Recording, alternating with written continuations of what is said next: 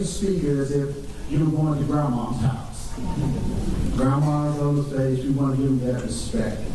And speakers, we want you to know that you have 1 minute for your question or for your comment. And sometimes time gets away from all of us.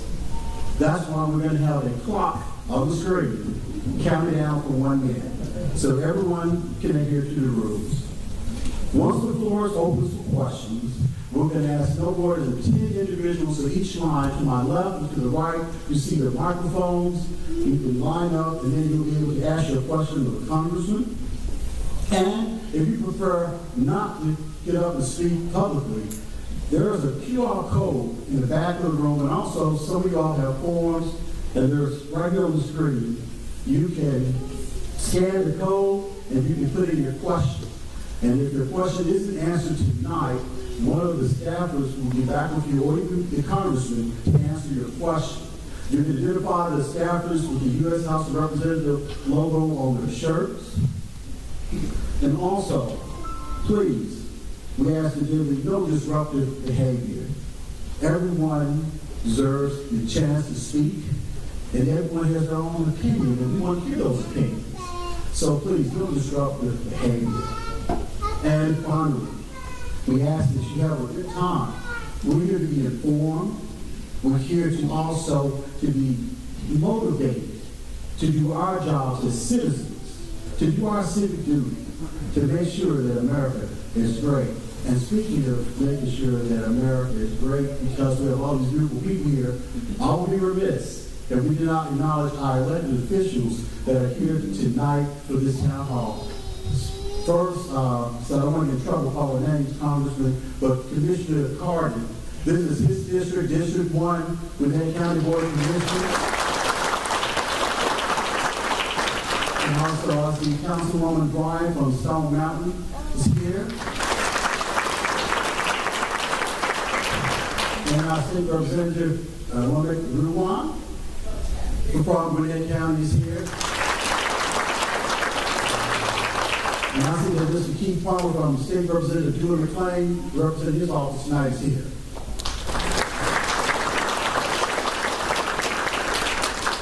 And ladies and gentlemen, the most important person that's here tonight is you. You are here representing your family and your district. So let's give yourselves a hand.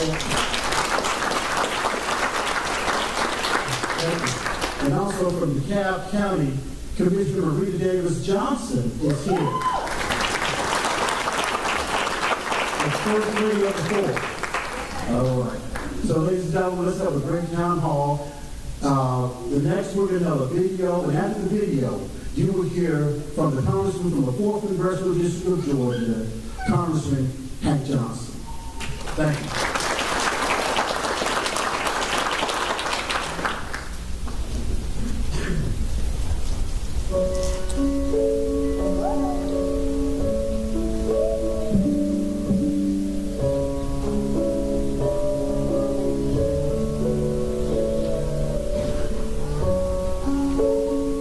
You should be thanking the president for trying to bring it into this conflict. Have you ever been to Ukraine? That you I have been to.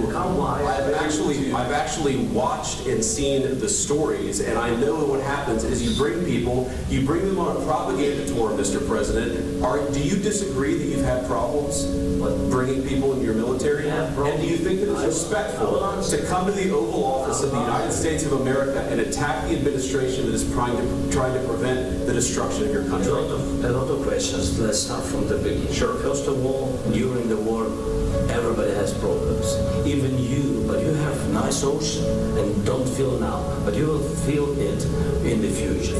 God bless. You don't know that. God bless. You God bless. You are not here for. Don't tell us what we're going to feel.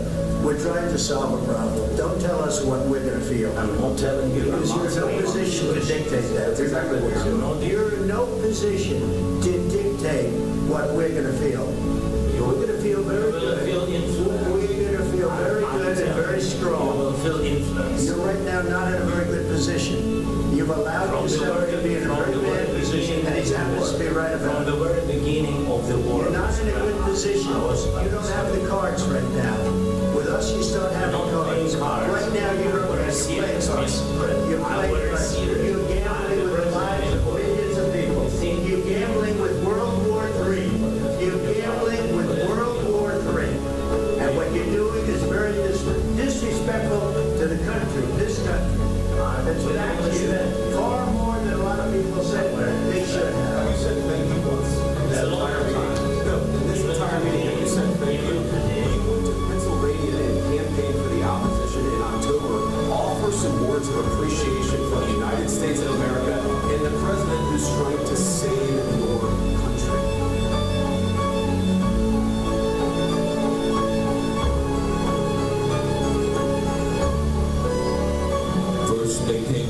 socialist, and I did not speak out because I was not a socialist. Then they came for the trade unionists, and I did not speak out because I was not a trade unionist. Then they came for the Jews. Came for the Jews. And I did not speak And I did out not speak out because I was not a because Jew. I was not a Jew. Then they came for me.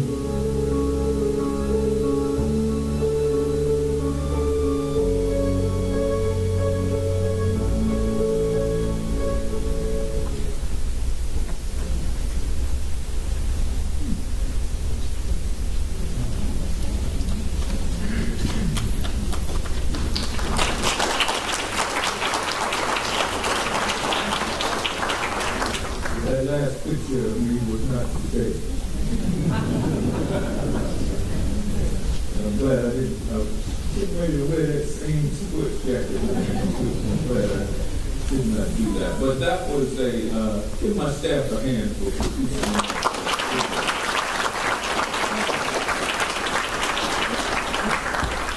I want to thank everyone for being here tonight, and I'm proud to represent the people of the 4th District in the United States Congress.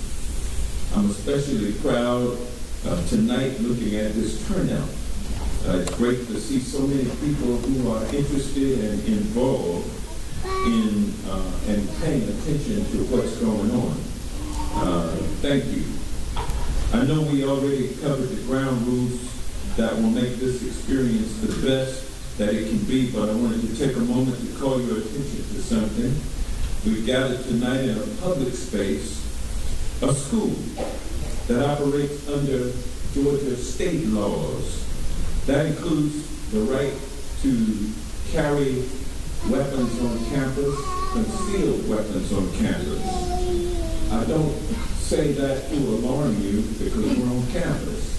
And we wanted to put up a metal detector for your benefit so that we could all be safe, but Georgia law does not allow us to put up a metal detector here to screen you for weapons. And in fact, Georgia law doesn't even allow for law enforcement officers to ask you if you have a weapon, or if your weapon is if you are a concealed permit carrier. They can't even ask about that. Now, I don't say this to alarm you. In fact, I want you to be assured that we have adequate manpower and womenpower here tonight to keep us all safe. But that's the reality that we're living in.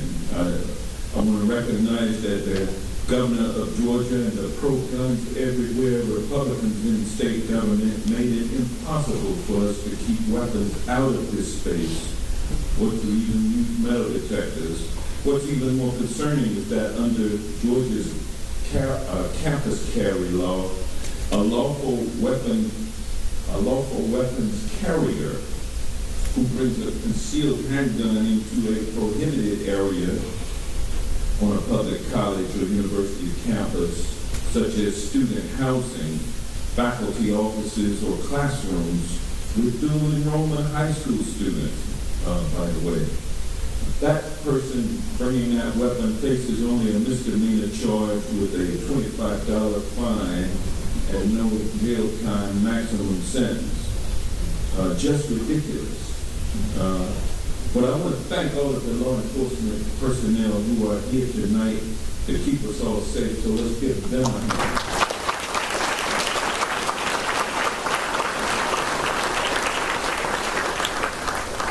I also want to take a minute to thank my staff and volunteers for making this event possible. And I'd like to introduce two members of my staff who are on stage tonight. In case there are any legislative details that escape me that they need to answer. And those are my legislative director, Antoine Monarch, and my legislative assistant, Anish Nala. Now, to because you've been paying attention at least a little bit to what's going on in our government and in our country, I want to thank you for that. And I know it can feel exhausting and even discouraging to keep up with the noise coming out of Washington. But please understand that's not by accident. Republicans have been making us, they want us to feel dejected, hopeless. They want us to lose interest and to become apathetic and not pay attention.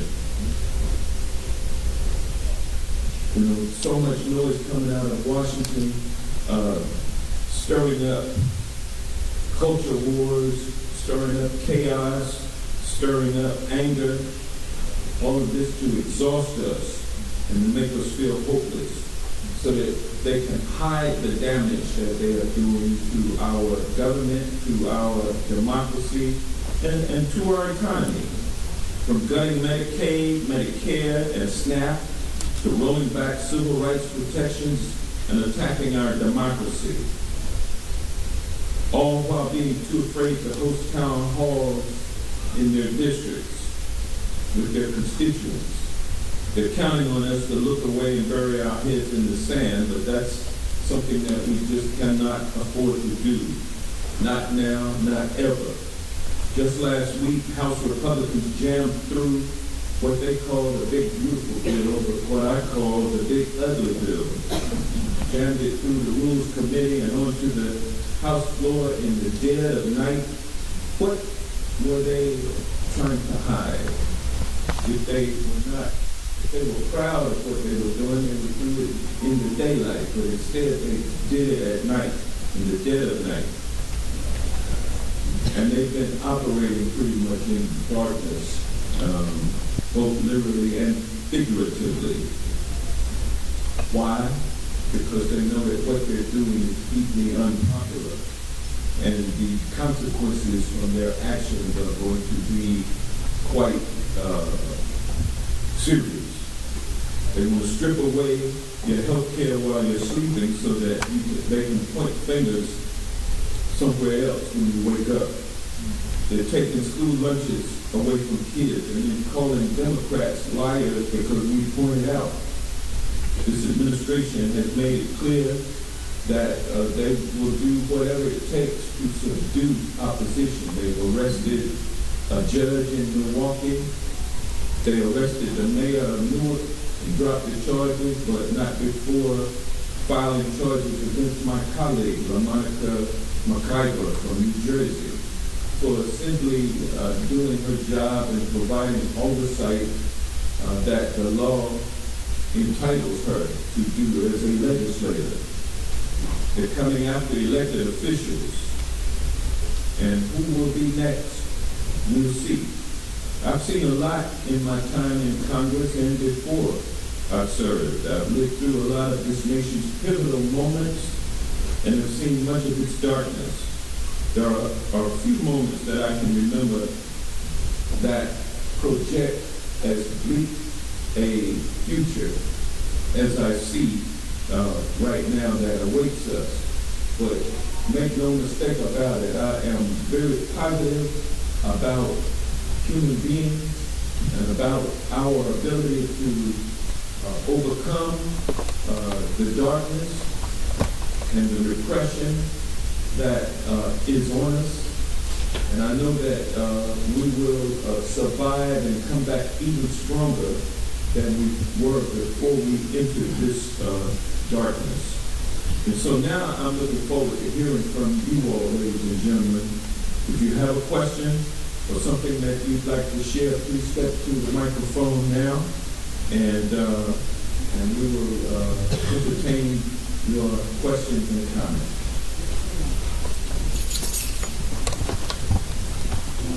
Yes, ma'am.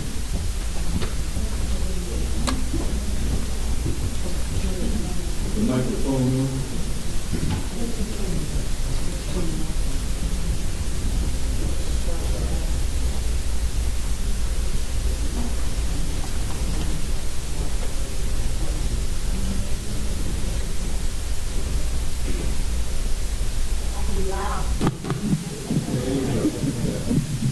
sure there's other things going on.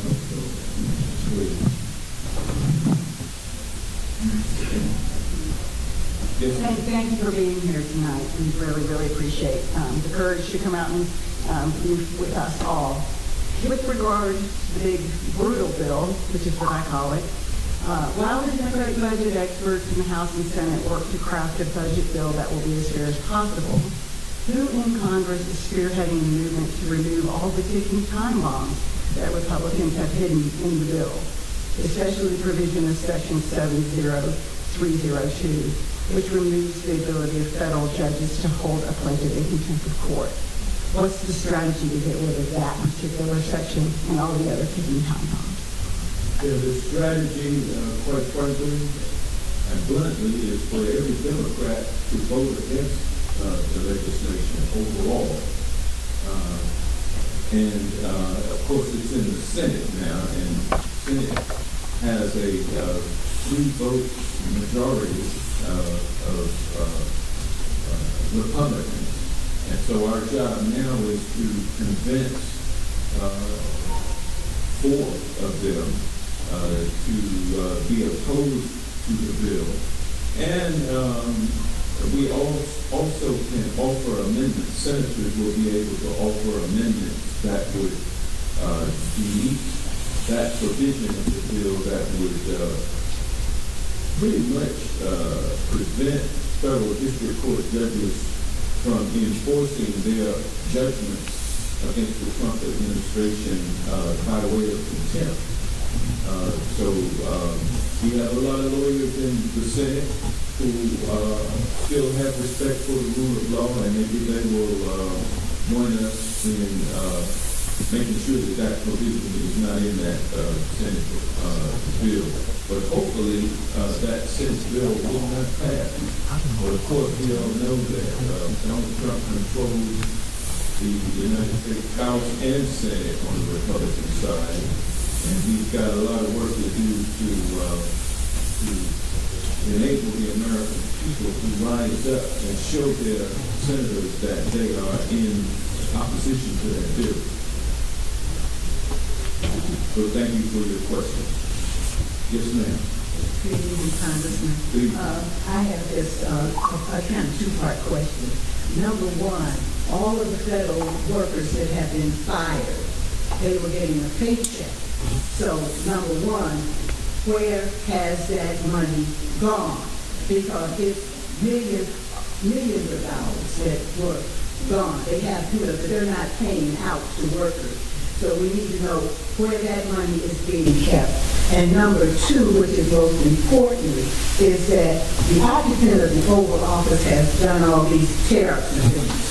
And it's my understanding from mainstream media that he has told many African countries and many smaller countries that he will reduce their tariffs if they do business with him and his family, and if they do business with, especially in Africa, if they do business with Starlink, which is, I think that's what it's called, Starlink, which is the colonizer from South Africa, business.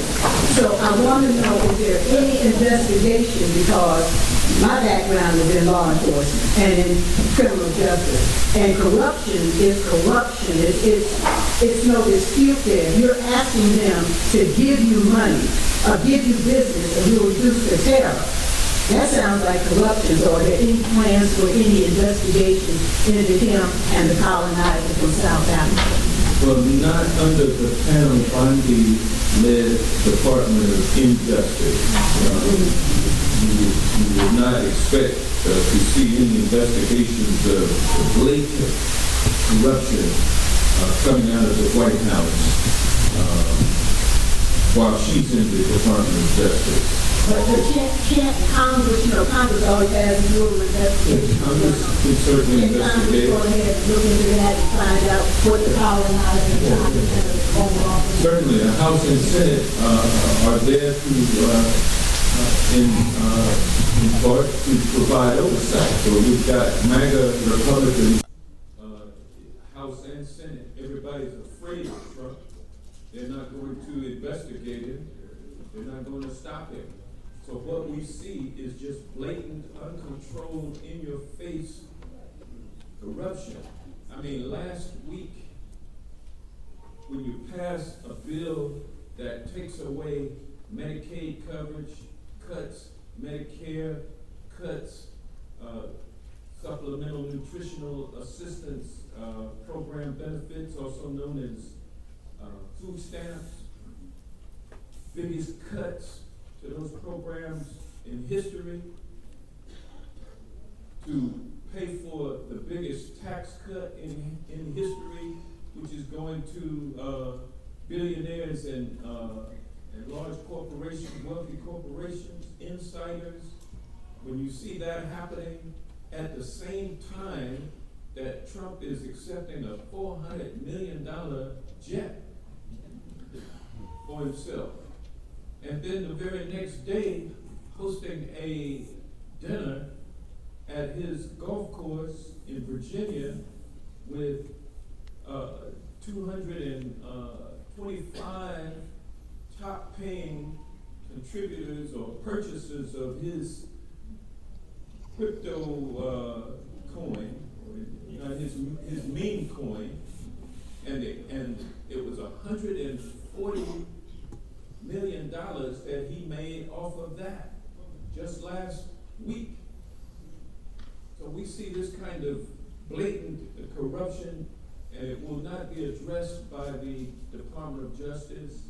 It won't be looked at by Congress. And when he leaves office, he will make the claim that this was a part of my official responsibilities. And the Supreme Court has given him immunity for official acts while in office. But he has admitted, or at least his press secretary admitted, that it was on his off time, as if a president has any off time.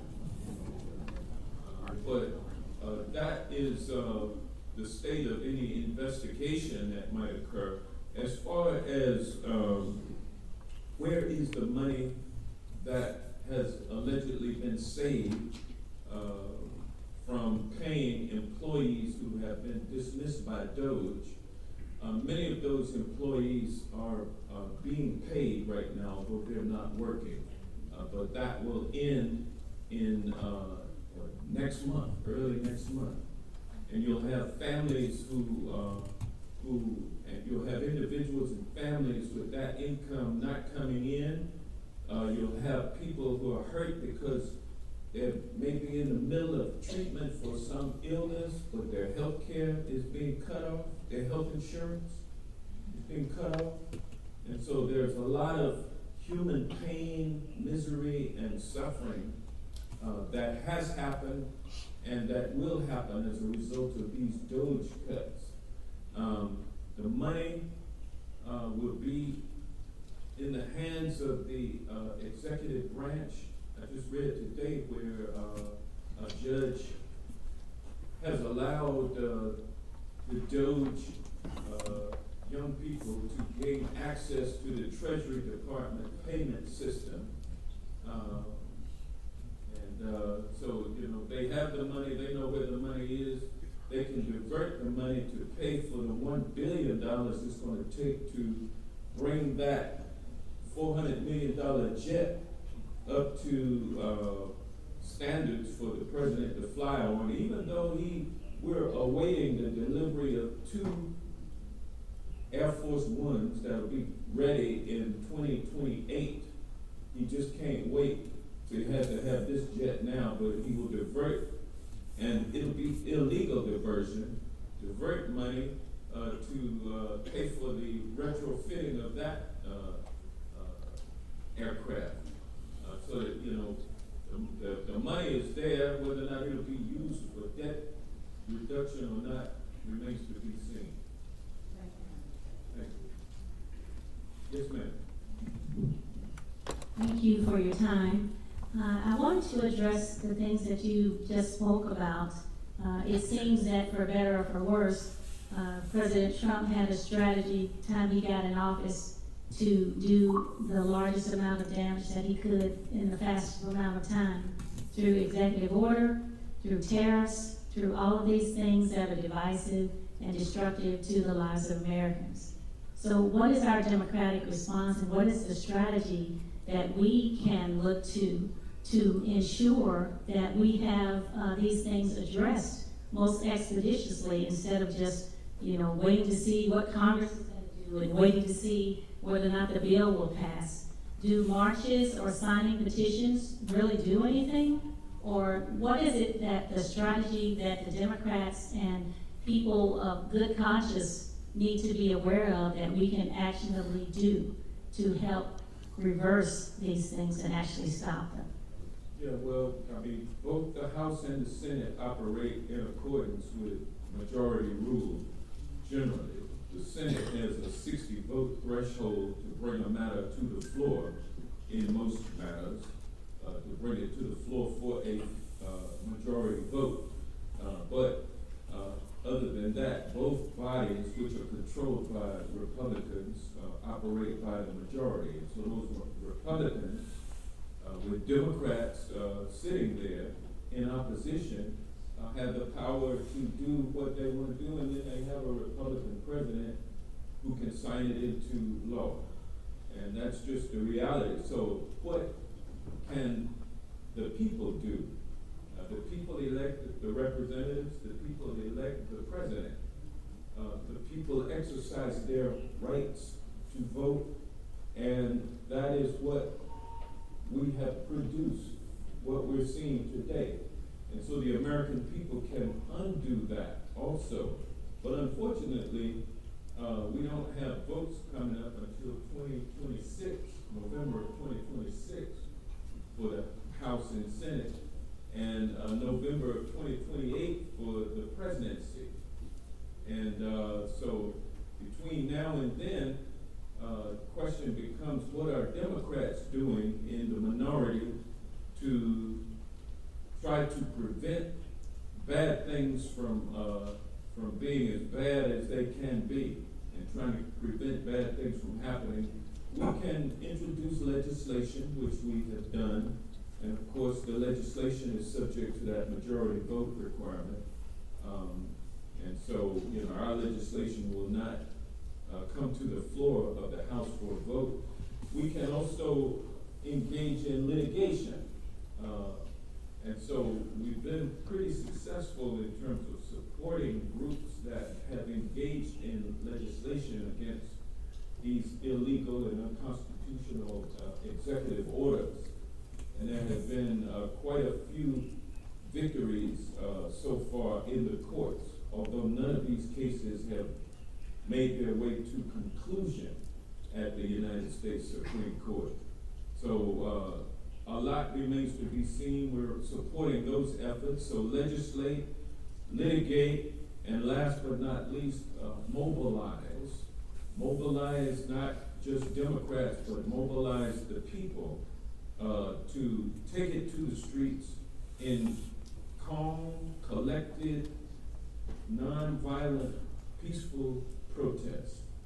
And though, there are people who did not think that civil rights would come through Martin Luther King Jr.'s efforts. Of course, he was a man of nonviolence, and he died by violence.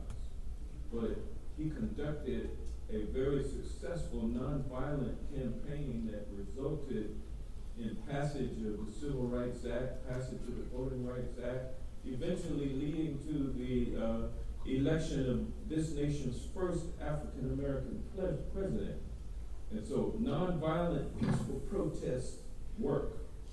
And so in times when you feel like there's nothing that can be done to stop this avalanche of illegality and unconstitutional activity, when you think that nothing, and corruption and repression, when you think that nothing can be done, we got to take our clipboards.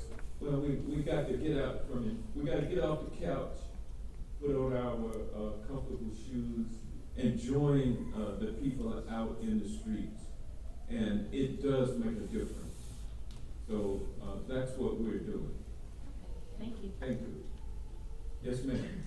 Thank you for being here. I'm going to build on the question you just had, and your answer may be the same thing, with legislate, litigate, and mobilize. But I work in higher education, specifically in public health. I am also federally funded, at least when I left the office, I was still federally funded.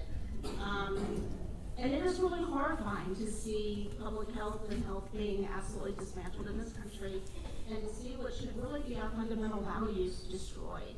So my two-part question is really, what can and will you and other elected officials do to protect our communities and to protect evidence-based science?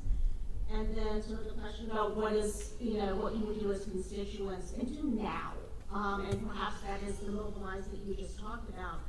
But I will say, as the minority party, it feels really bleak, and it feels really, wake up every morning and wonder, is this the day, I'm going to find out my grant is no longer funded, and I have a team that I have to give a pink slip to. And I guess it is frustrating to be told by others, oh, the Republicans, complain to them.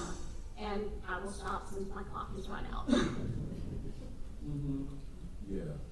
Yeah, it's, like I said, things look bleak, but certain principles are always in effect, like it's always darkest before the dawn. And it may get a little darker before it gets dawn, but dawn always comes. Winter never fails to return to springtime. Feels like we're Alaska in the winter. Yeah, it's a very dark, cold, windy, biting, chilly winter that we're in. And, but in those times we have to kind of pull our hat down over our ears, put our scarves tighter together, put your jacket on, put the collar up, and then go straight into the wind, because when you confront the wind, you get through it quicker than if you just stay there, or if you go backwards. Then the wind is always coming, but if you just plow through it, you get to boom, the sunlight and blue skies, clouds, white clouds, a warm, gentle sun, and a breeze as opposed to a tornado force winds. So we gotta have that spirit. We got to good wins out over evil. And so we do everything we can to confront untruth, lies, deception, corruption, repression. We do everything we can to confront it. It's like a bully. If you let the bully always bully you, then the bully's always going to be bullying. But if you confront the bully, get it over with, the bully goes away and you go on about your business. And so that's what we have to do.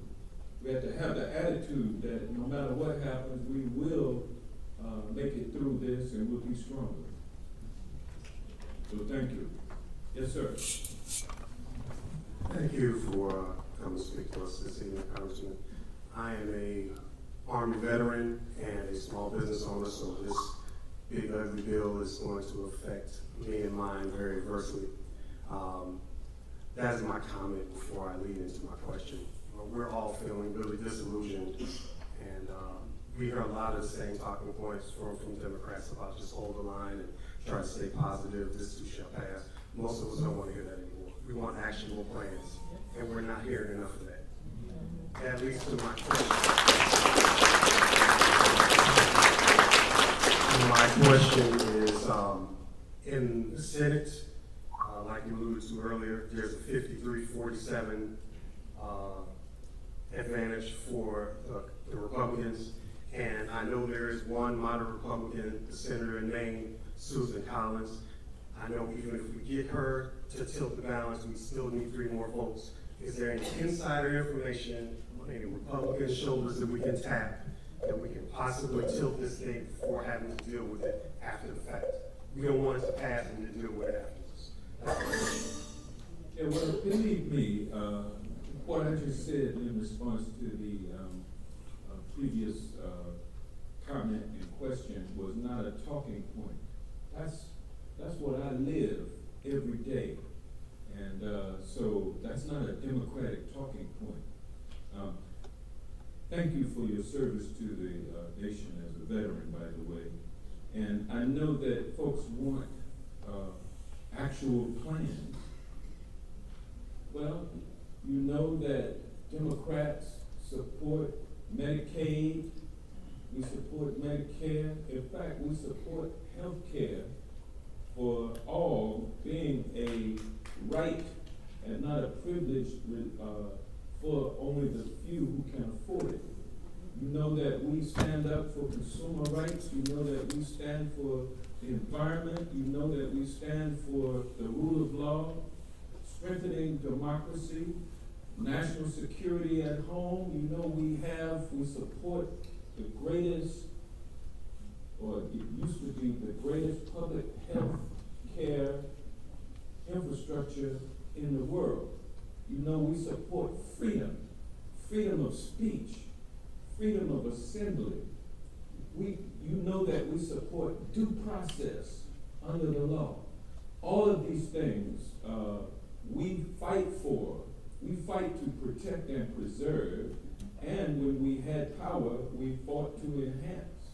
I mean, that's what the Affordable Care Act, the CHIPS and Science Act, the Inflation Reduction Act, the CARES Act, all of those passed under the Biden-Harris administration, 4 short years, the strongest economy on record with labor protections for organized labor, incomes rising, not just for the wealthy, but for working people.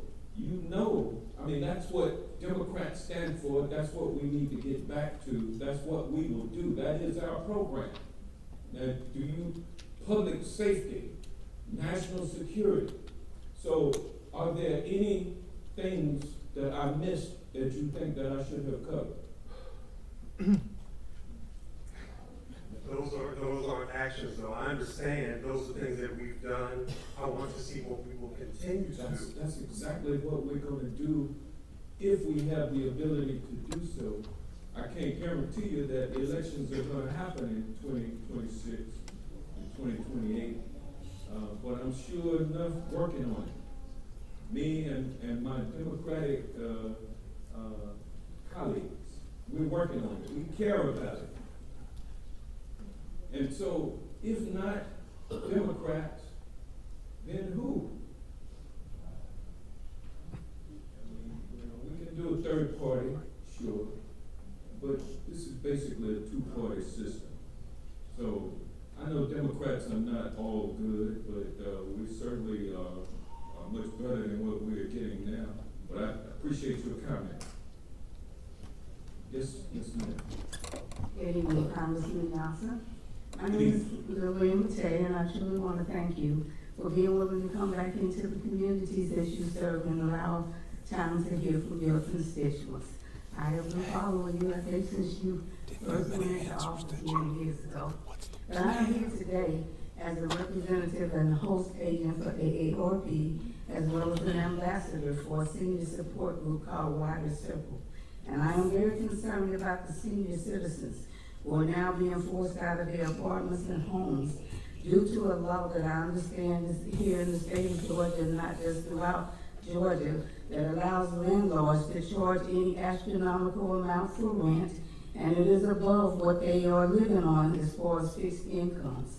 I would like to know if you would be willing to be one of the first political figures that will be willing to stand up and try to change that law, or at least put a freeze on rent for now until the election, so that we won't end up with a lot of senior citizens either homeless, living in their cars, or in the street with nowhere to go.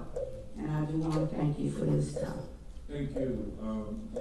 That is an issue that our state legislators take up in terms of state laws that have either no controls or some form of rent control. But those are matters of state law, and my office would not be involved in that. But we are very supportive of efforts to create affordable housing. And we need more affordable housing. We have too many homeless people in this country. And people who are living under bridges, literally, and then a lot of working poor people who are living in their cars. And, you know, because of a lack of affordable housing, some of which is due to the consolidation of housing into the hands of private equity firms and those kinds of groups that come in, purchase the property, don't do any maintenance, soak everything they can out of it, leverage it with loans, charge exorbitant rent, and the place becomes dilapidated, crime infested, you know, and there's no accountability for these out-of-town corporate landlords, nobody to hold accountable, and then they end up owning 30% of the housing stock. That's something that Congress can deal with, and we should, and I support those efforts. Thank you. Yeah, I think your state legislators is where you need to direct your comments. Thank you. Yes, ma'am. Thank you for coming today. Thank you. We are being abused by our government. Every single person here, whether it's you got fired from your federal job, your president is taking bribes, he's attacking the courts, he's attacking higher education. I mean, the list touches every aspect of our lives. And you're telling us we have to stay with this abusive boyfriend until November of next year. I don't understand. All I hear from Democrats is that we're treating the symptoms, and nobody except for one man who's trying to submit articles of impeachment is trying to treat the disease. We will never cure this country treating the symptoms. I know no one who gives antibiotics after someone's dead. That's what's happening now. Support is happening in your bedroom. Support means nothing. You can tweet support. Action is what we need. We are Americans. We are brave and strong, and we don't need a legislator, we need a leader. Amen. And where are the leaders? My question to you is, how are the bands going to come together? Because we are together. And if you can't lead us, and you can't be more brave than we are, than I am, why are you leading me? Why are we what? Why are you leading me if I am more brave than you? Well, I tell you, well, you elected me to lead you, and I stand for election every 2 years, and there are a bunch of leaders out here. I'm not the only one, and I'm not the best one, but I am the one who's here now, so I'm trying to do my best, and but I'm going to support all of the leaders. Each one of us has to be a lion out here, and I appreciate your angst about where we are now, and at the very least, we need to be paying attention and getting fed up enough to start taking action personally. And there's not a whole lot that one person can do. You can write, you can call, or you can join others out in the street. And other than picking up a brick and throwing it to get somebody's attention, or throwing a Molotov cocktail, or killing somebody, we can't do that. That's not. We just can't do that. And so peaceful means seem to be limited, but they do work. They take time, but at some point the dam breaks and the water gushes forward. Another talking point. Excuse me. Yes, sir. Oh, well, no, I'm sorry. Yes, sir. Good afternoon. Thank you for having us. My name is Matthew Woodruff. I'm a co-founder of an organization called STAND. We're a grassroots civil rights organization that operates out of Decatur, who's decided to sort of do what we can with the tools we have. And one of those tools are Freedom of Information Act requests. Freedom of Information Act requests. We have been filing on behalf of government employees that have been fired, as well as marginalized communities, trying to extract information supporting the rights of those that were fired. Of course, we know that those rights are being violated. As you know, DOJ came through, and one of the first things they did was they eliminated the FOIA response teams from all of those organizations, which means that they are no longer responsive, which is illegal because citizens can no longer access public information. So we will continue to file those requests. Your office has received letters from us encouraging action to hold the folks that have disassembled that infrastructure accountable, legally accountable, because we believe they can be held legally accountable. So I'm here today to get your buy-in that those folks can be held legally accountable. And as you mentioned, legislation is tough, but lawsuits have worked, and we can file them. And the other piece is, if you agree with that, who in your organization, in your office, can be referred to as we continue to build evidence that this was intentionally done to withhold public information from people. Yeah, definitely my office is willing to assist in those regards, and I'm sure that the litigation task force that House Democrats have put together, which I'm a member of, would be interested in supporting the initiatives of STAND and other similar organizations with the same issue, that is those FOIA requests. And yes, the law says that you've got to provide the information within a certain period of time. And when that is not adhered to, there's remedies available through the courts. And so we need to pursue those. Thank you. Thank you. Yes, sir. Thank you very much, sir. I did want to say about 20 years ago, a good friend of mine had a crisis in his life, and you reached out and you did constituent service for him. You helped him. Thank you on his behalf. I did want to mention among many of my friends, they like the different cuts, the different reforms, the different DOJ actions. They're fairly popular. What of the things have you found, or in conversation with some Democrats, have you found that perhaps might have a bipartisan support, or is there anything that you might support of the different reforms or cuts that have had recently? Yeah, so I and most of the other Democrats don't support the chainsaw approach, the DOJ Musk chainsaw approach that just comes in and the next day you're cutting 20% of the workforce, 30% of the workforce across the board without regard to the functions that are being carried out with absolutely no evidence of waste, fraud, and abuse. And you come in with a chainsaw, going to hack away. We do not support that. Now, if there are proposals to cut the size of government that makes sense, after all, we've been cutting government for basically 40 plus years. We've been cutting government to the point where the people feel like this government is not responsive to me because nobody picks up the phone. That was before the DOJ cuts. And now, much less opportunity to serve the people.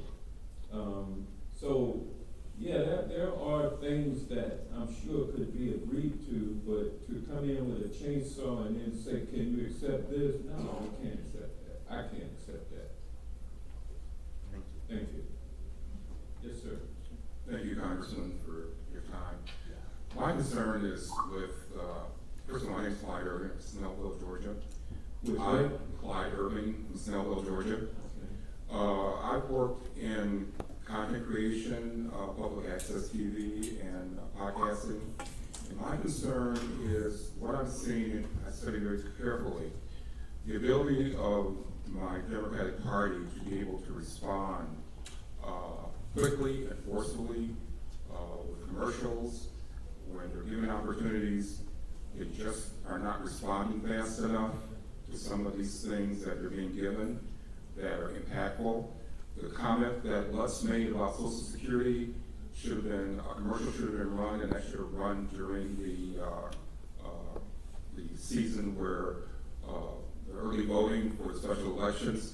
I mean, I've seen time after time things that have been given, and the Democratic Party is not using that effectively. And I would like to see more of that. You know, you're gonna fight, and you gotta fight. Good. And use language to fight. And hopefully use that language and meet people where they are. I mean, and I'm gonna quit, but I'm gonna say this. I have a college degree. I worked my way through school. When I go back to the neighborhood, I don't take my college degree into the neighborhood. They help me get that and talk to people and meet them where they're at. And I think the Democratic Party, with their messaging, they need to start doing more of that. Thank you. Thank you.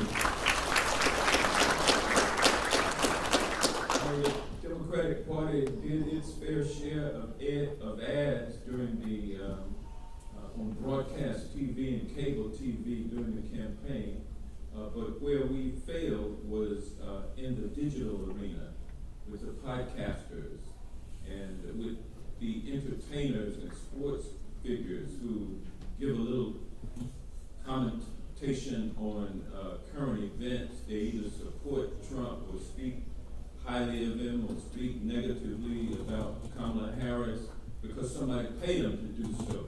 And so that whole digital ecosystem of podcasters and social media, Democrats concentrated on traditional legacy platforms, and many young people have moved away from those, and so they've been cultivating that since 2016.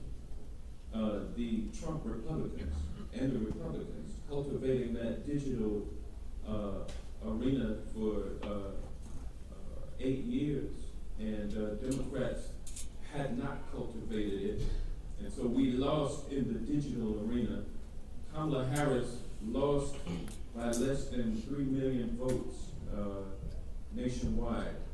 It was a close race, 49.7% to 47.6%, something like that. Very close race.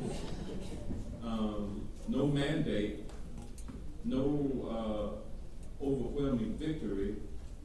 So we just need to fine-tune our messaging and deliver it on platforms that people are paying attention to. And I think we'll be successful in the future, especially given the fact that our economy is going in the tank. Our national security is threatened. Our public health is at risk. Democracy itself, freedom, the freedom to say what you want to say. Freedom of educators to educate, the campus, First Amendment expression and ideas on campus, all of that being repressed now. We got a lot of work to do. I think the people in 2028, if we do have elections, amidst all of this corruption, the opulence that others are enjoying while their standard of living has decreased, where this president said, I'm going to deal with high prices on day one, and instead prices have gone up. He said, I'm going to solve the war in Ukraine and Gaza on day one, still hurtling towards those kinds of things. The American people will see that in 2028 and vote accordingly. And Democrats are going to be communicating with them both on legacy platforms and in the digital arena. So thank you for your question. Yes, sir. Good evening, Congressman. My name is Shelley Abraham. I am a young Democrat. One thing on a lot of our minds is, I have an uncle. Let's call him Uncle Scott. And we all know Uncle Scott, we love him.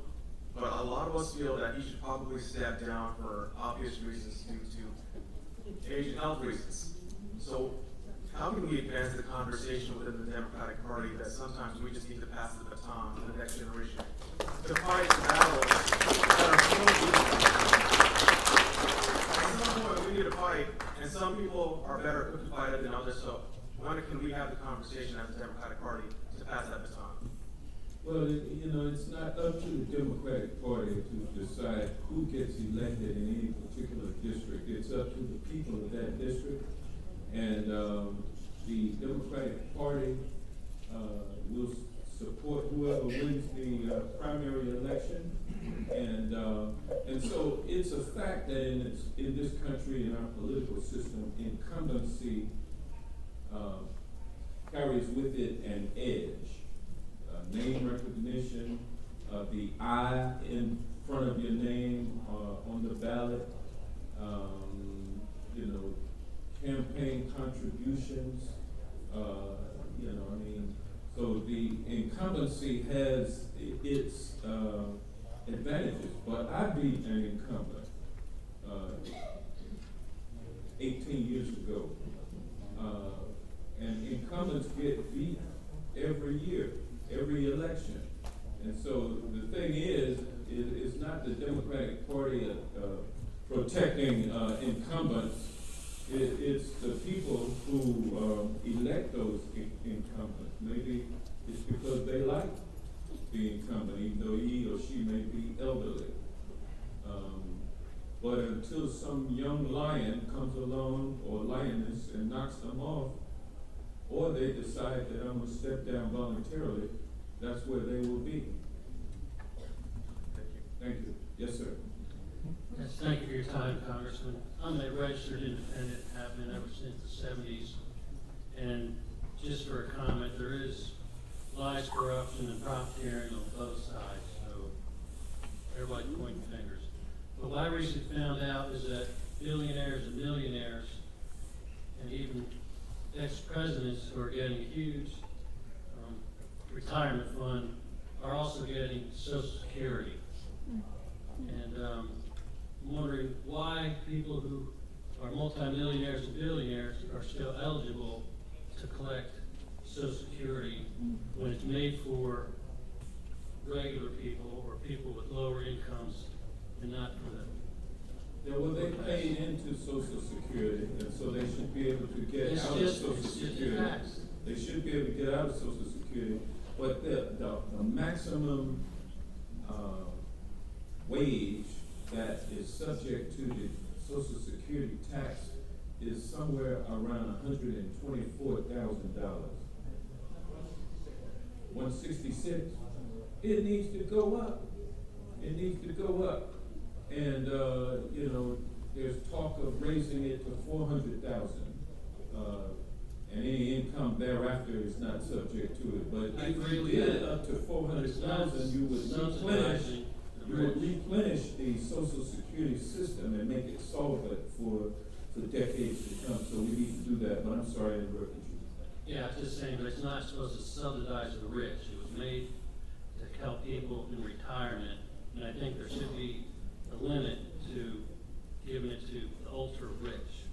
So you believe that the rich should be penalized if they pay into Social Security? Well, that's the tax. If the FDIC tax. So you say everybody says tax the rich. Well, great. That's a tax on the rich. Well, I hear you. I'm open to I know it's hard.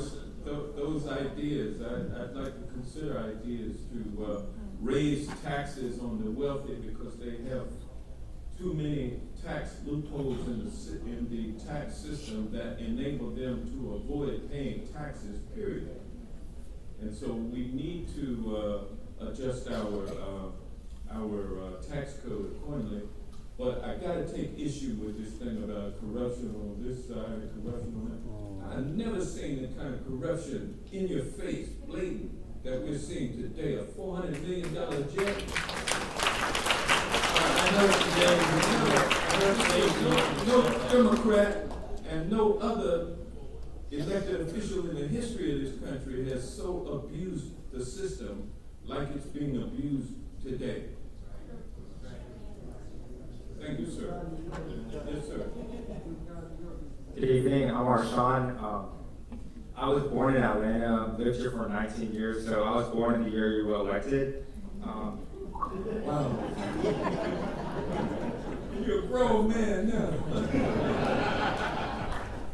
I appreciate got elected, actually, I did 5 years on the county commission before you were born. I'm really starting to feel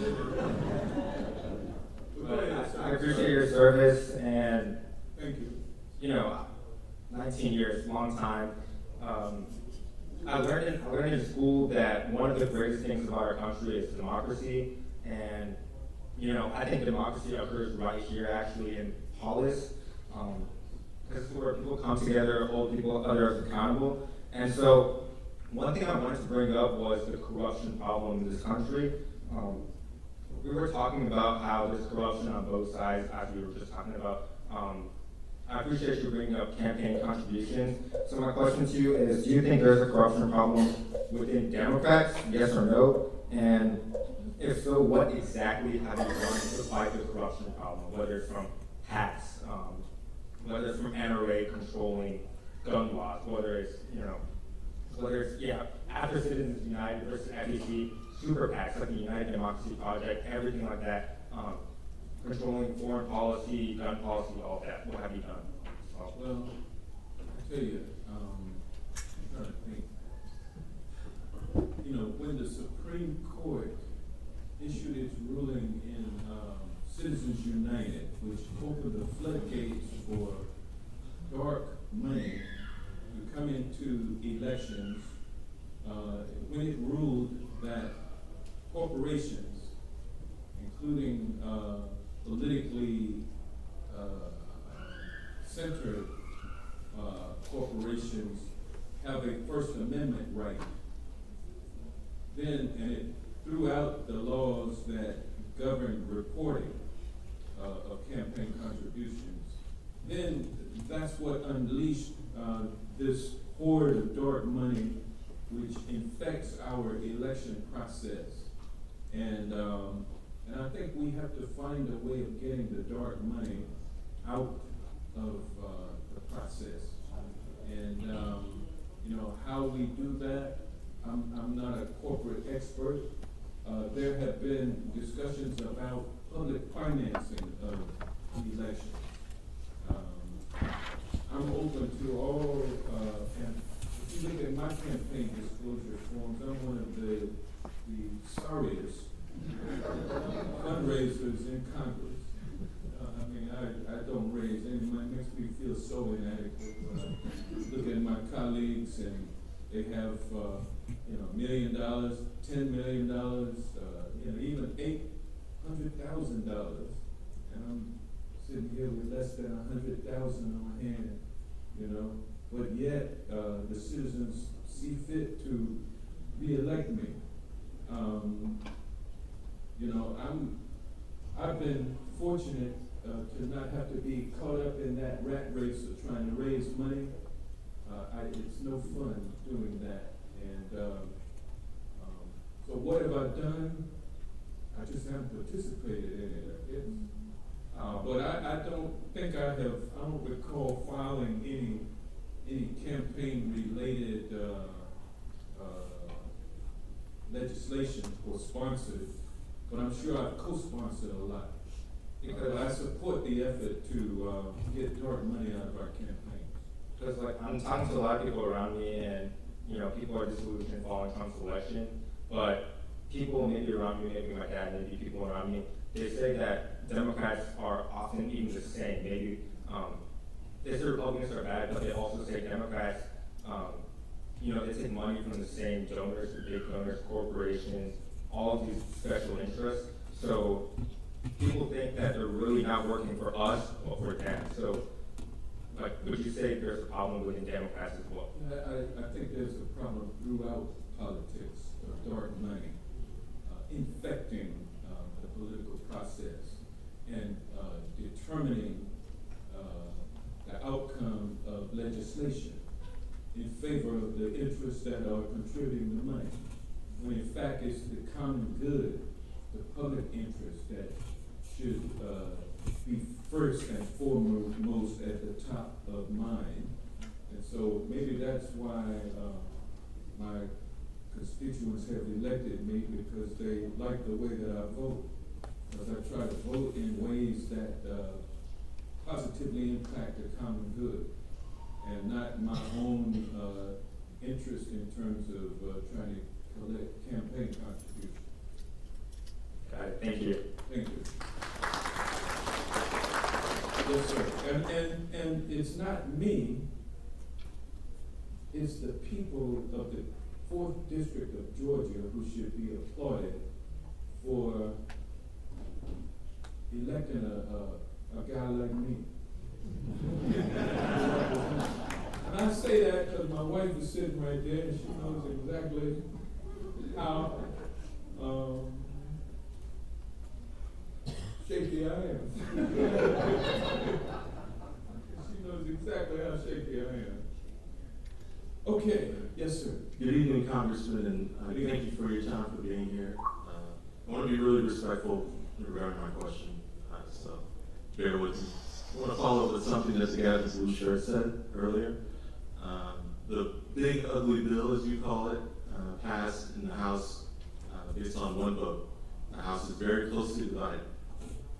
However, we currently have 3 unoccupied Democratic seats because, unfortunately, within this past year, in 2025 alone, 3 Congress people have passed away, unfortunately, Democrats who probably would have voted no, and it would have gone the other way.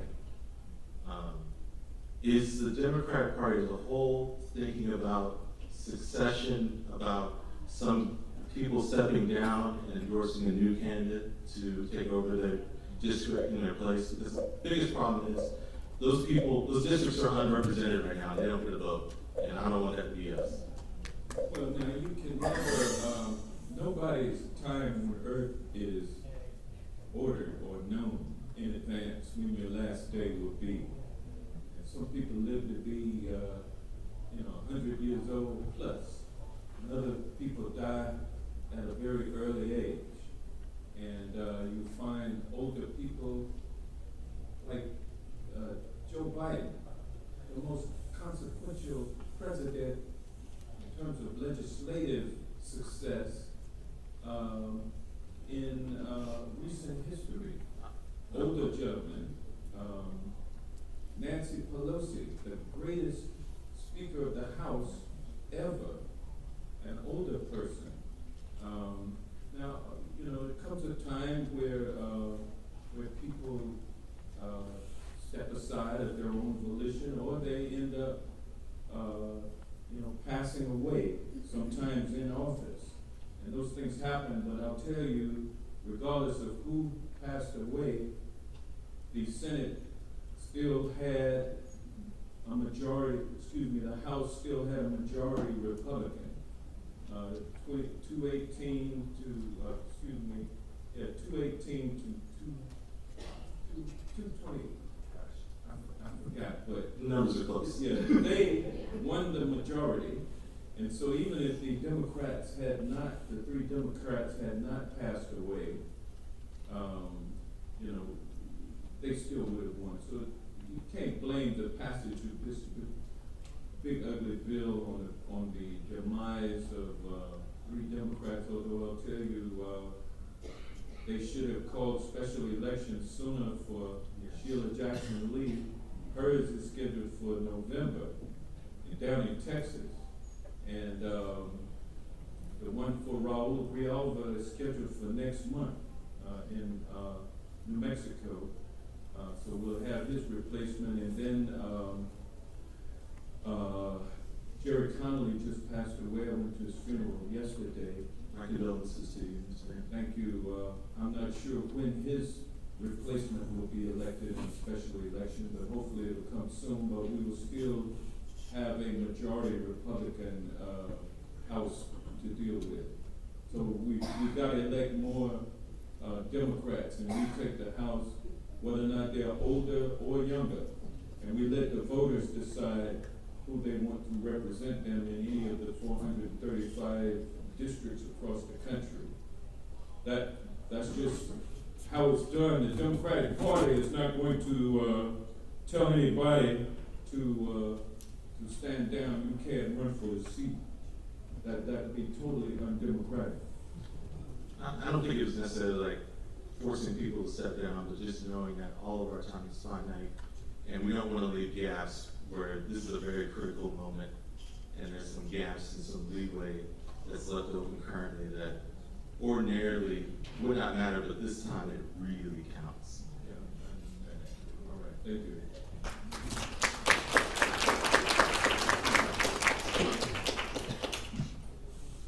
Sure. Thank you for your time. You mentioned that the Republicans, Cheater-in-Chief, and the administration's fan clubs are using the bombardment of these executive orders and blatant corruption as a tactic to wear people down and cause apathy. You've been asked multiple times what actions the DNC and the Democrats are doing. Why can't the DNC and the Democrats use similar tactics? We only need one impeachment case to remove the person in the Oval Office. Why can't the Democrats introduce articles of impeachment daily or weekly? It's not like this trail of corruption is going to end. There will be plenty of material each week. Sure, save the most egregious for January 2027 if no articles have worked yet. Well, I think the thinking is that when you introduce articles of impeachment and there will not be a direction to the House Judiciary Committee to start the investigative process, and there will be no action taken on the articles. Just the mere filing of the articles gives Republicans an opportunity to divert attention away from what they're doing to you, to put on Front Street what Democrats are trying to do to Trump again. And he's already been through 2 impeachments, and the Senate failed to convict him twice. And so here come Democrats again with another impeachment, and then that becomes the story that hides the fact that they're cutting Medicaid, Medicare, SNAP, they are destroying public health, national security is out the window, all of the things that we should be concerned about. And so why file articles of impeachment that are going nowhere? But wouldn't you fill up their docket so they had no more time to have 2 a.m. votes for big, awful bills? I mean, you can file these articles of impeachment every day, every moment of the day, and they will all see the same fate, and that is in the wastebasket.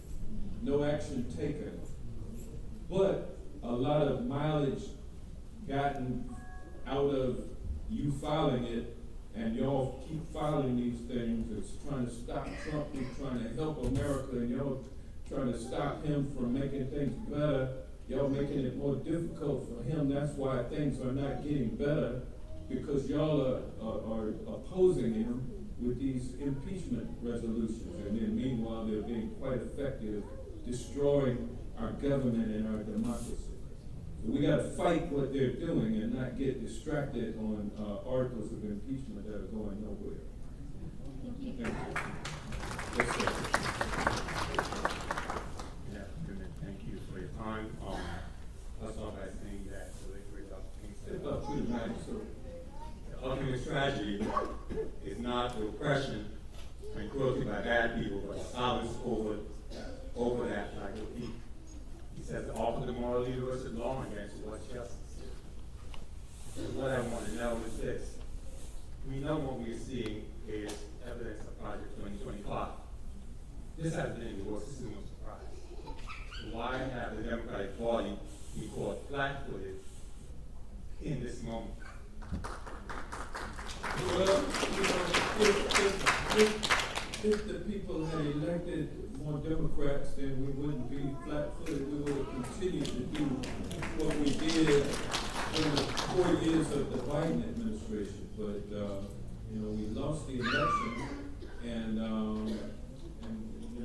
that's the plain and simple of it.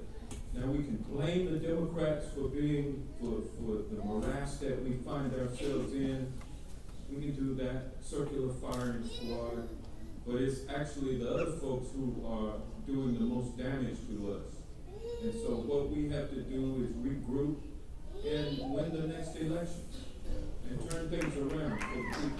So what is any good general that's in battle knows you foresee what's coming and you plan strategically.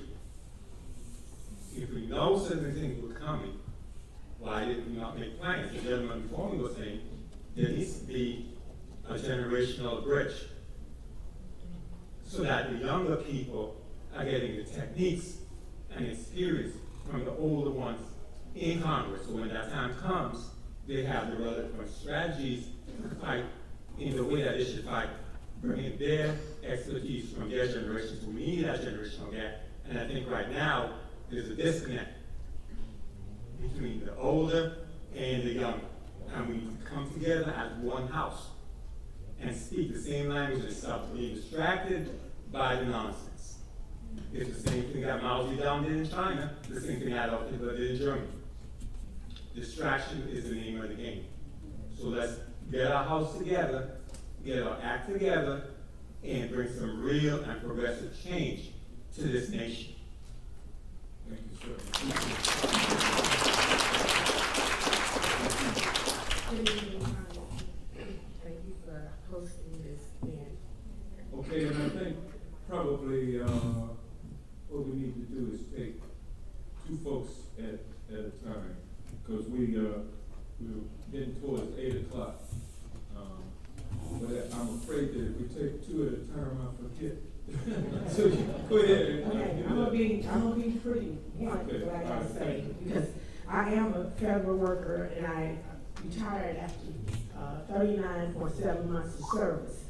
And I was very loyal to the government. I do not understand how DOJ can have folks come up in our government and not be vetted. Vetting is very important. You just don't let folk go on to into offices and get on computers and just write people off. I'm very upset about that, and I don't think that our federal workers are being appreciated enough. When COVID hit, we helped stand up the country. We were there. Everybody else was at home, and we were still making checks to go out. And the way that I'm not being treated, but the way they are being treated is unacceptable. I had a tax issue, and I tried to call the IRS, got no one. Well, I'm gonna tell you what, if you will give my office a call about that IRS matter, we'll see if we can help you with it. Well, we had IRS to the point to where people could call in and pick up, and they would get an answer. Now you cannot get an answer from a human being. DOJ has done a job on the IRS, and Republicans have done a job on the IRS because they don't want the IRS to investigate and go after the big tax cheats. They don't want that to happen, so that's why they have defamed and defunded the IRS. The financial contributions, I have a problem with because we pour into finances to help support our Democratic, but then we see all these commercials that run when it's time for these people to be elected over and over and over again, which is a waste of money because most of the time people know who they're gonna vote for. So a lot of the contributions that I get cluttered in my emails for, I just don't want to contribute anymore because it's just too much. And as far as the government, as far as the representatives, we need strength. Representative Crockett, she stands strong. When the Republicans hit her, she hits harder. We need strength. We cannot be weak during this time because our country is at stake. Our country is at stake. If you roll over and just keep letting them just do whatever they want to do, I don't have a whole lot of power, but we can stand up and we can make some noise. Thank you, ma'am. Thank you for being here. We have established that the Trump administration is corrupt, and the appointees that he put in place are just as corrupt.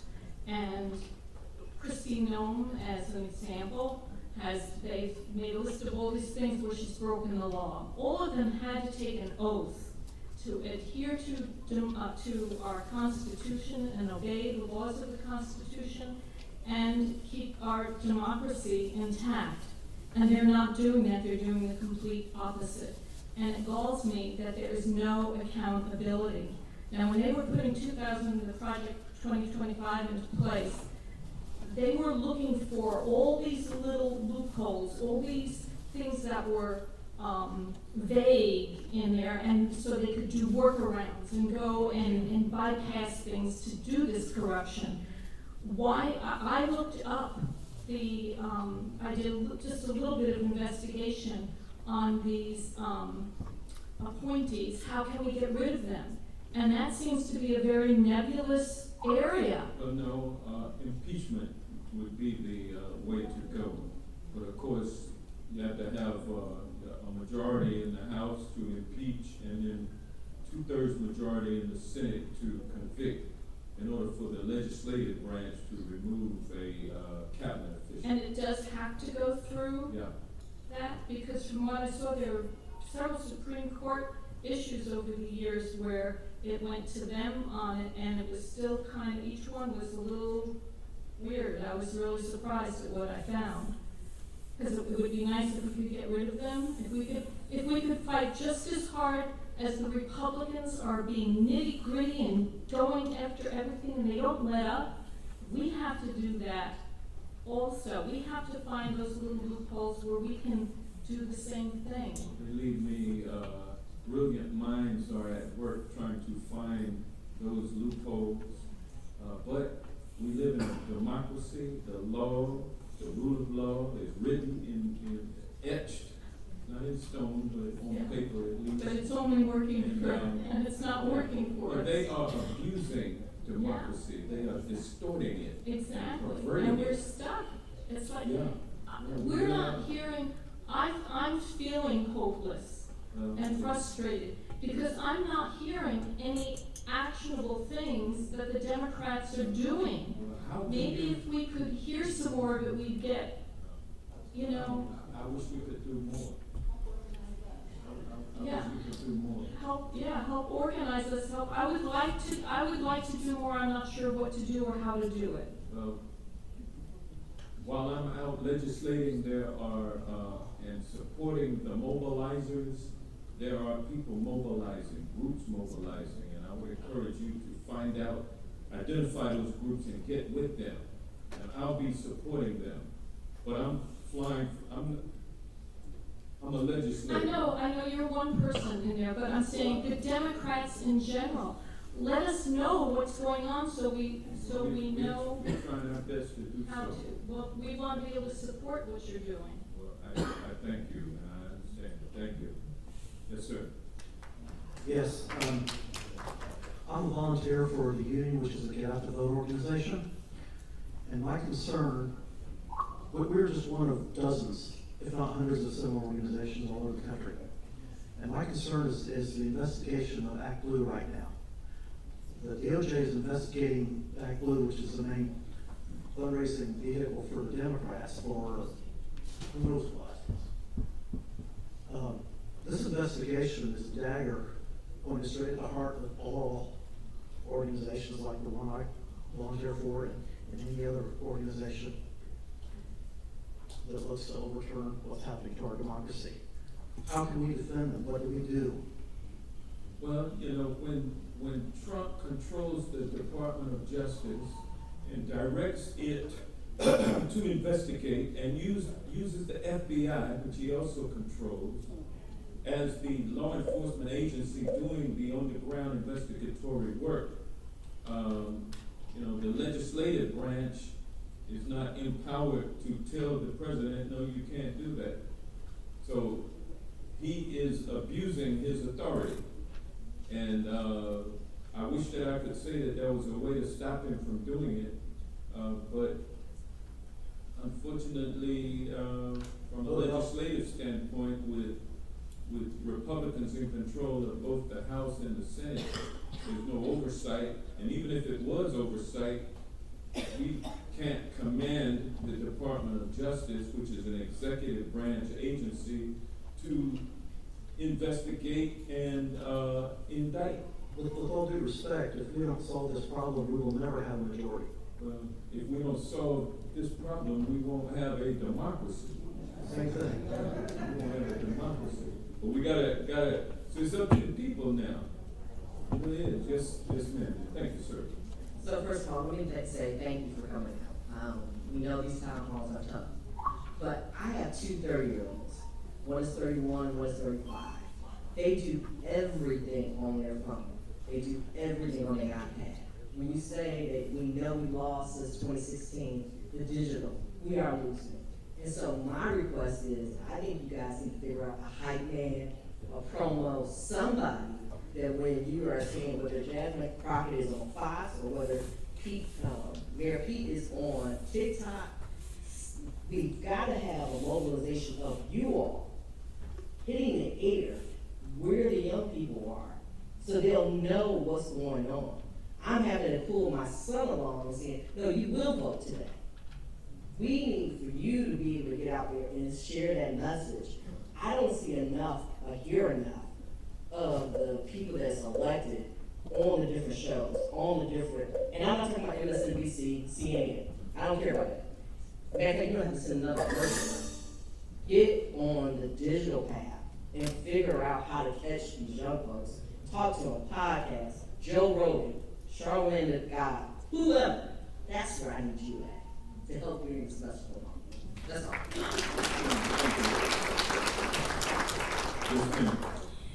Good evening, Congressman Johnson. Thank you for your service. Cheryl Skills. I wanted to ask, how can we plug into your office as a small business? As you know, that there have been changes there too, but we need to be mobilizing to be able to access the money that is federal money. So is there someone in your office who is on point to be able to work with small businesses to help us mobilize and access what's there? What Biden did was phenomenal. The money isn't gone. And it's easy to get side view with the headlines, and that's real in other ways. But how do we get access, and how do we work with someone in your office to mobilize for some of the small businesses' success that we still deserve? Yeah, we do have a liaison, or we have a staffer who is assigned to SBA issues. So any one of my staffers that you can see up here, get a card and we'll direct you to her. But I would point out that the SBA now has been downsized. I think it's Kelly Loeffler who is now the director of the SBA. And they've assigned some task from a different agency to the SBA to administer. I don't remember what that was, but so they have made it more difficult for the SBA to fulfill its mission. And so bad changes are coming to that agency as well. But get with our office and we'll help you. Okay, thank you. Thank you. Yes, sir. Yes, my name is Donna. So I just take this opportunity. Thank you so much for being here and for you for coming. Now my question is about for refugee people or refugee students. Most of the refugee students, they don't have a chance to get the scholarship to go ahead for their college. I don't know how the strategic plan or the criteria for the schools for the refugee they can follow for them to get a good scholarship for study. That's it. So you're wanting to know about scholarship opportunities for refugees? Yes. Okay. Please be in touch with my office with that question as well. Thank you. Yes, sir. Forgive me, I stutter. It runs in the family. I'd like to thank Mr. Johnson for his work blocking mocking President Trump's tyranny with votes and lawsuits. But as we've seen, the corrupt, rich, and powerful don't care about the law and the Constitution. They have callously rigged the whole system against us, the people. And in a democracy, that's supposed to be the same thing. I think I speak for everybody here when I say that we, the people of the United States, are sick and tired of playing these games that are rigged against us. We are sick and tired of corrupt members of Congress gerrymandering themselves into power until they die 60 years later, sometimes just before their vote is needed to help stop a bloated, ugly bill from passing. And we are sick and tired of presidents who think they are above the law. Speaking for myself, I would say that what we really want to see is explicit criminal liability for presidents, nonpartisan redistricting, and term limits for all members of Congress and the Supreme Court. So if you and the Democrats can't or won't, then maybe your service has been enough, and maybe it's time for you to tell us, who are you raising up in the party? Who is going to take up that baton and help lead us out, y'all lead us out of Egypt, let somebody else lead us into the promised land, is where I'm going with this. Thank you.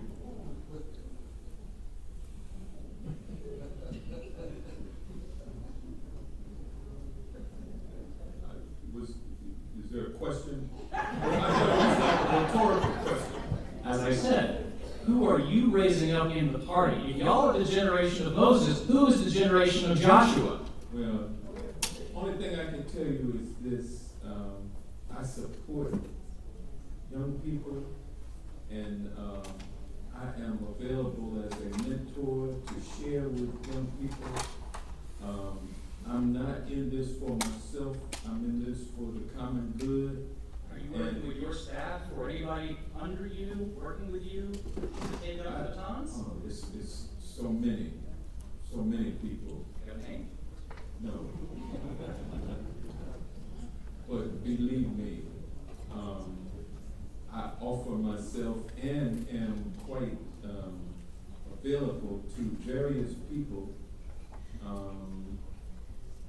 who will be more than qualified and capable when the citizens see fit to send me home, or if I decide to step away. Thank you. Yes, ma'am. Hello, thank you, Congressman. Thank you so much. My name is Tiffany Howard, and I started and run a nonprofit, a 501c3 organization, and we are having our Magnolia Club jobs, housing, and resources for seniors at our North Georgia tour. We're having it in Conyers, Atlanta, and Marietta, and South Fulton. And what we're aiming to do is to provide a one-stop place for seniors to come to find out about job opportunities, because they're having to supplement their income, come out of retirement in order to survive during this inflationary crisis. We also are letting them know about affordable housing, and they can also apply for programs like Medicaid, SNAP, veterans benefits, as well as energy efficiency. And so, and we're also giving out provisions. We're giving 1 dozen eggs to each attendee, and also providing lunch. So I just wanted you to know what I'm doing as just a regular citizen to try to help others, especially our seniors who have created the ready-made society that we live in. And I feel as though they shouldn't be taken through all this right now. They shouldn't, these uncertainties are causing people to just be very worried, and that kind of stress, it hurts you, it hurts your health. So I want to ask you if you will work with us to let the seniors know in these areas that we have provisions so that they can partake in this, and they don't have to travel from this side of town to that side of town to get these resources. And if you would get with my staff, do what we can to help. Thank you. Thank you. And looks like we won't be able to take everybody tonight because we just have a few more minutes. We're scheduled to be out of here at 8, and so it's now 8:10. So, yes, ma'am. Good evening. Thank you for taking my comments. And in order to stay within the 1 minute, I will just go through the points I had. When you first started this evening, you talked about how you represent the whole district. And so I'm a little concerned about the images and the recordings of Trump and members of his administration that you used during your intro to reflect that. To me, it sounds like, or it looked like you only consider a portion of your constituent, not the whole. You spoke about Republicans. Do you mean I wasn't reaching out to Republicans? What I'm saying is that the images and the voice that you used only demonstrated one aspect of what's going on. And what happens when you do that is you isolate the other group of people that are part of your constituency. The other thing I wanted to say was, you spoke about Republicans being unpopular and Democrats, I think, are unpopular as well, and that's why I think you lost the White House. I have been a long time, or I would say lifelong Democrat until recently, and I just consider myself politically marooned because I don't think either party is really doing the business of the people. As a fellow attorney, I would hope that you would appreciate the First Amendment. And I recall during the Biden administration that the Biden administration was putting pressure on social media platforms to deplatform people that had differences of opinion with how he felt about the handling of the COVID. That's not true. Yes, it is true, and there was legislation because children's health defense. What the administration did was to warn social media companies that their content was being posted from sources outside of this country that were designed to plant propaganda. I just listened to Mark Zuckerberg, I believe it was on Joe Rogan's show, where he talked about the pressure that was put on him. But you've seen him flip. Well, he has, but I'm not worried about him. There was actually a lawsuit filed against the Biden administration about children's health defense. So, yeah, I really don't appreciate that because it's interesting how the choir. Get away with that misstatement. But it's not a misstatement. Yes, it is. No, it's not. Anyway, as I continue, in general, I would imagine that you would understand how important our rights are, so I had some concern about that. The other thing I wanted to say was, you mentioned corruption, or one of the speakers mentioned corruption, and you talked about how blatant the Republicans are doing it. And my response to that is what Trump is doing. Oh, Trump. And my response to that is corruption is corruption. I don't care whether it's done blatantly in front of us or if it's done behind the scenes, as it's always been done. And then I guess I want to just finish on saying that tonight it looks like you're listening to the choir, right? You're listening to your choir. And I would suggest that you do a little bit more in terms of hearing the other side of the constituency, because almost everybody besides myself that came up here was kind of lockstep in what you were saying. And I just want you to understand, and the people here to understand, that part of the reason why the last election was lost is because the other side and the way other people are thinking was not being listened to.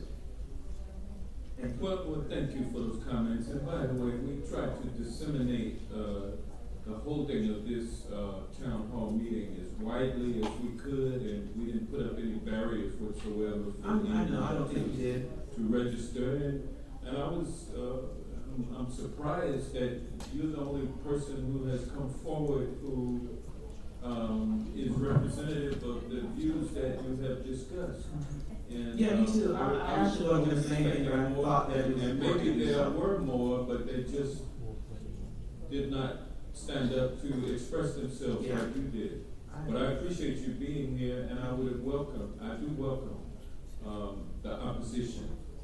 Because I would want to have dialogue with them and ask them, do they support